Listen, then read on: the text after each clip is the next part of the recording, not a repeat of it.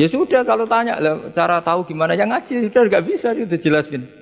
Apalagi sebulan sekali gini wah tambah. Yang ngaji puluhan tahun saja tidak mesti alim apalagi sebulan apa? Sekali. Makanya itu bisa dipakai alasan. Kenapa ada alim? Kan sebulan sekali. Jadi kalau ditanya kenapa ada alim kan apa?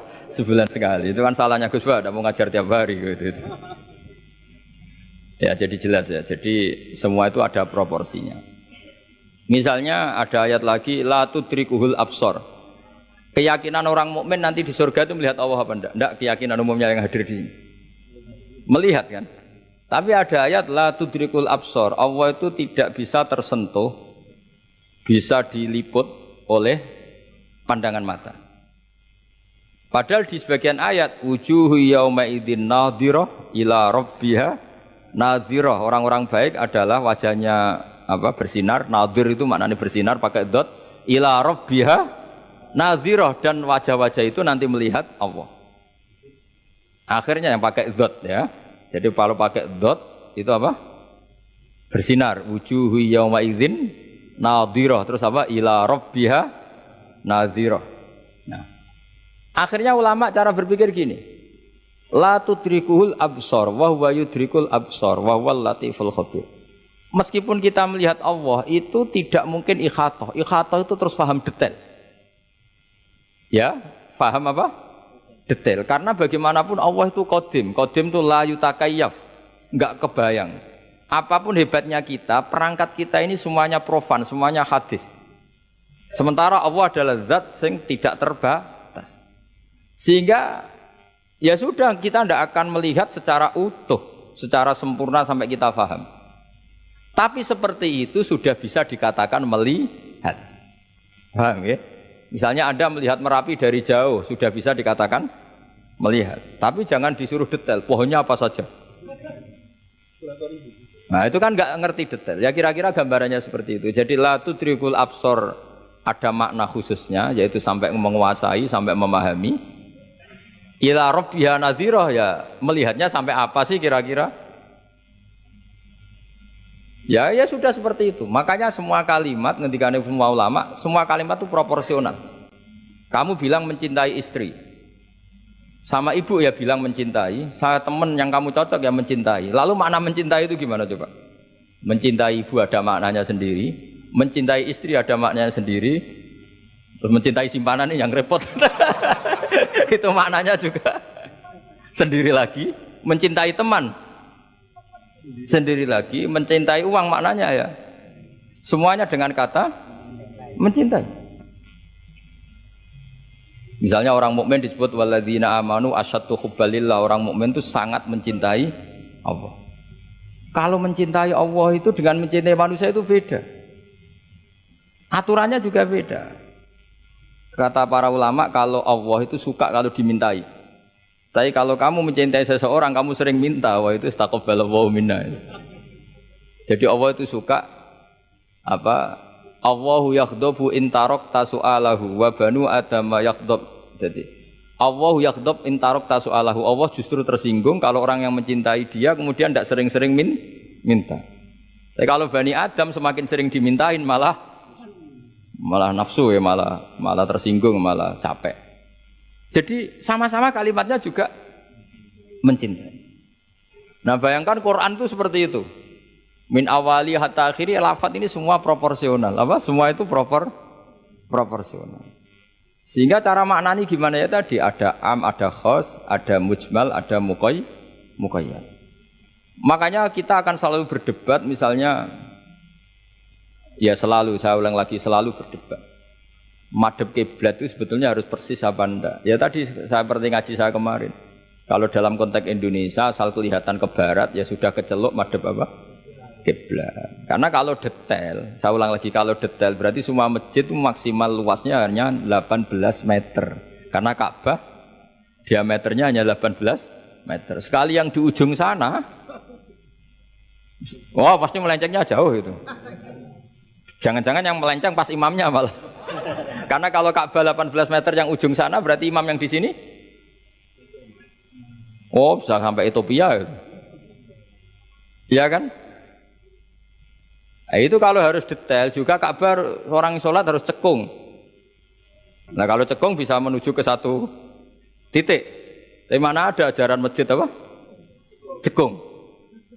Maka seperti itu dari awal Allah tidak menghentikan Ka'bah. Fawalli wajhaka syatrul Masjidil Haram. Syatra itu nahwa. Ya sudah, yang penting kamu menghadap ke arah Masjid Haram. Bukan ke ainal Masjidil Haram yang detail. Jadi syatra itu nahwa. Nahwa itu ya pokoknya ke sana.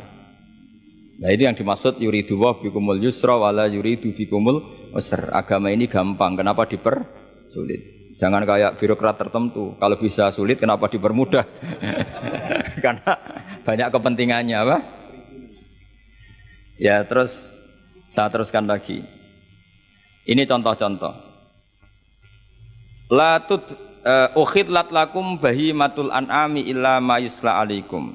Terus ada lagi wa aufu bi ahdi ufi bi ahdikum. Ini contoh-contoh yang disebut oleh Imam Suyuti. Walillahi 'alan nasi hajjul bait. Maksud beliau dengan contoh-contoh itu begini ya. Misalnya kuluman alehafan, semua ini kalau kiamat nanti rusak semua. Pertanyaannya gini, Gus lalu panitia kiamatnya gimana? Misalnya Israfil yang masyhur jadi panitia kiamat itu kan Israfil kan sekarang sudah pegang apa? Trompet. Kalau trompet pertama malam itu gunjang terus trompetnya ceblok baru separuh itu kan terus gak jadi kiamat. Maka ulama mikir ini yang ya sudahlah kecuali panitianya gitu mesti akhirnya karena kalau ini panitianya ikut guling apalagi wah trompet sama mana ini belum selesai kiamat kalau sudah apa jatuh bisa dibayangkan kan kalau niupnya dari atas jatuhnya di Kaliurang udah gitu dekat Mbak Marijan susah nyarinya itu.